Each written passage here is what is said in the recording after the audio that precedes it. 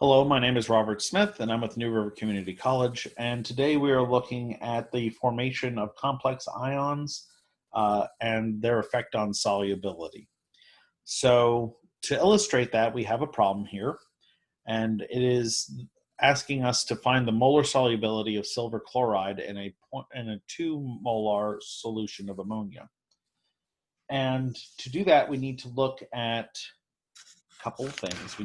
We have two main reactions. We have silver chloride, and that's in equilibrium with its ions.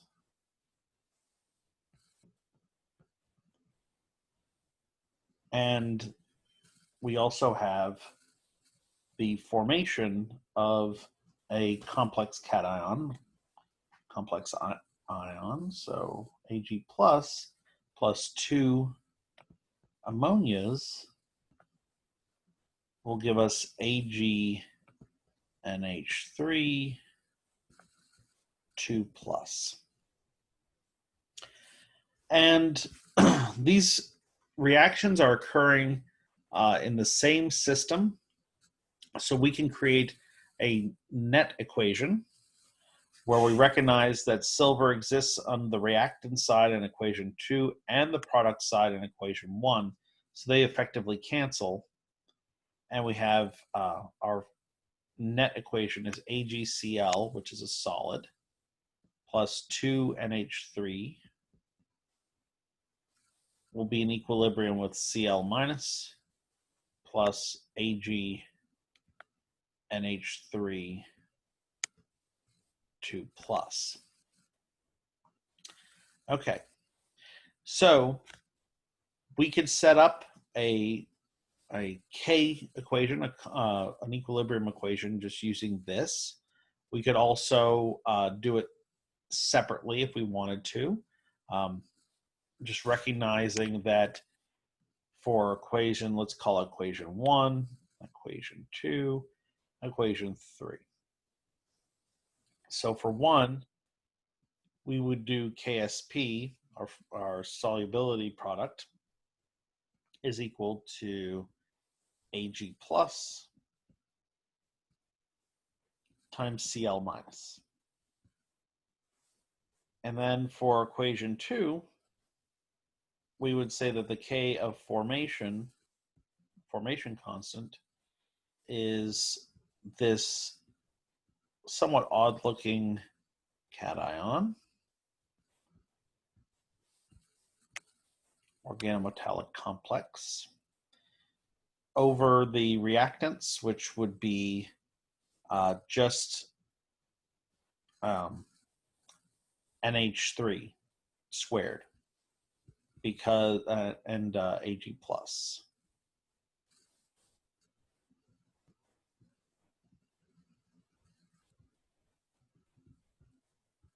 And then if we look at equation 3, we could say that K is equal to, again, products over reactants. So we'd have Cl minus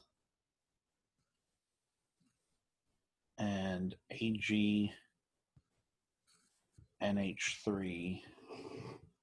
2 plus over our just NH3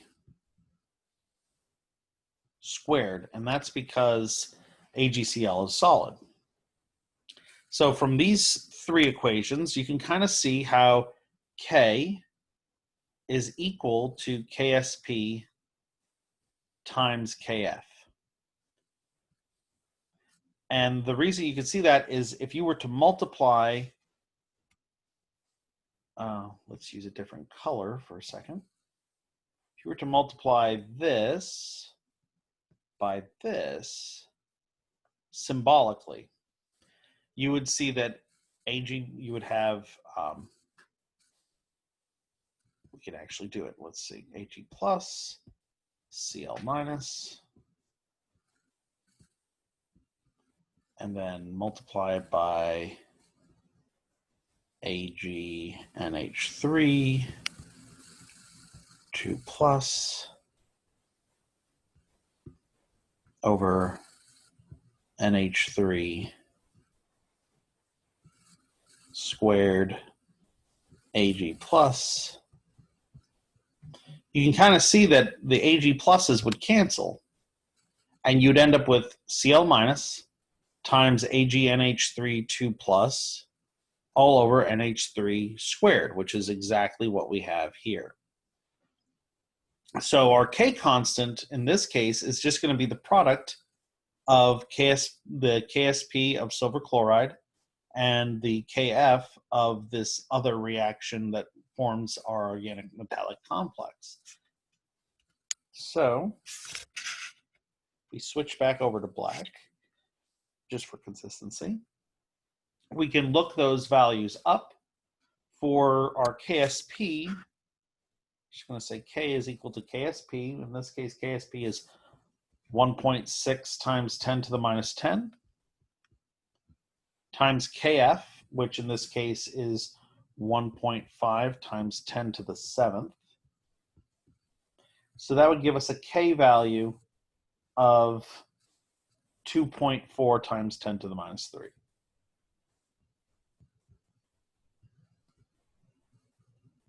Okay.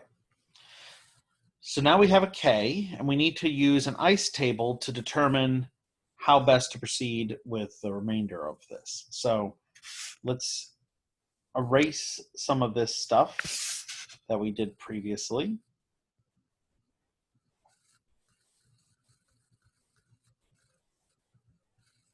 To make a little bit of room.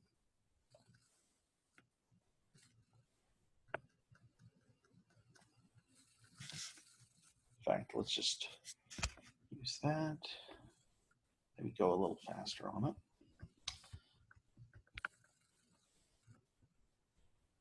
So what we're going to do is set up an ICE table using what we termed equation 3.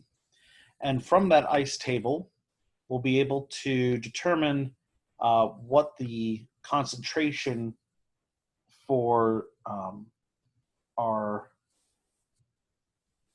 overall complex ion is. We can also determine the solubility that we were looking for. So let's go ahead and do that.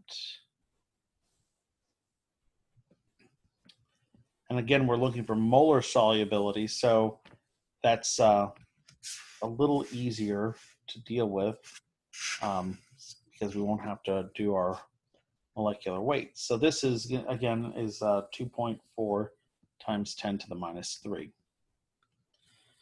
So if we do our full reaction, we have AgCl, which is a solid, so we will not consider that when we do the ICE table. However, we can use the product, the resultant, to declare our molar solubility. So that plus 2 ammonias is in equilibrium with the chloride ion plus AgNH3 2 plus. And we've got ice. Okay, so again, we're not too concerned with AgCl, so we'll just put a little dotted X over there, but we're going to use our overall S at the end to equal the molar solubility.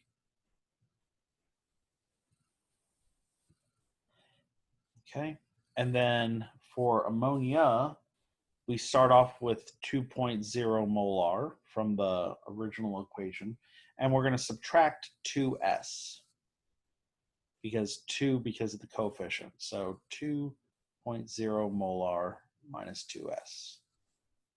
We can just call it 2 molar, in fact.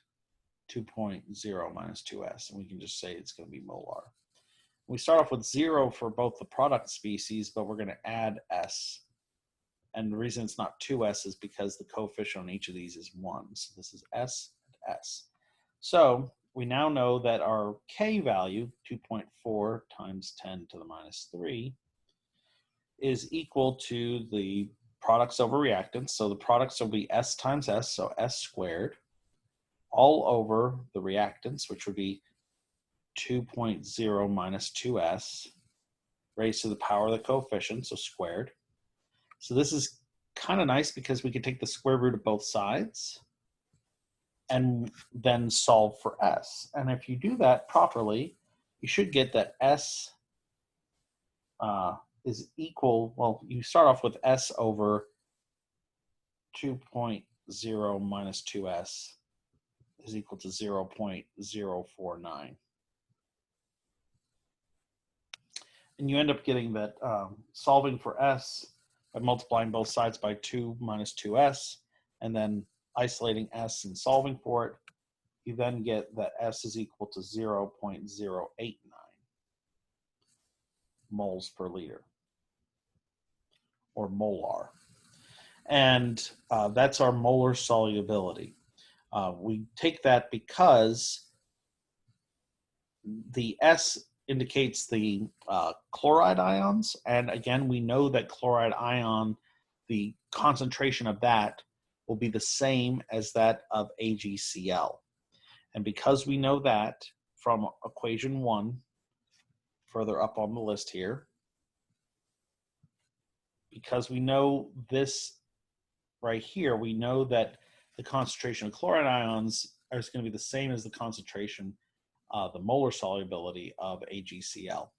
And so that's how we know that S is the correct value for our molar solubility.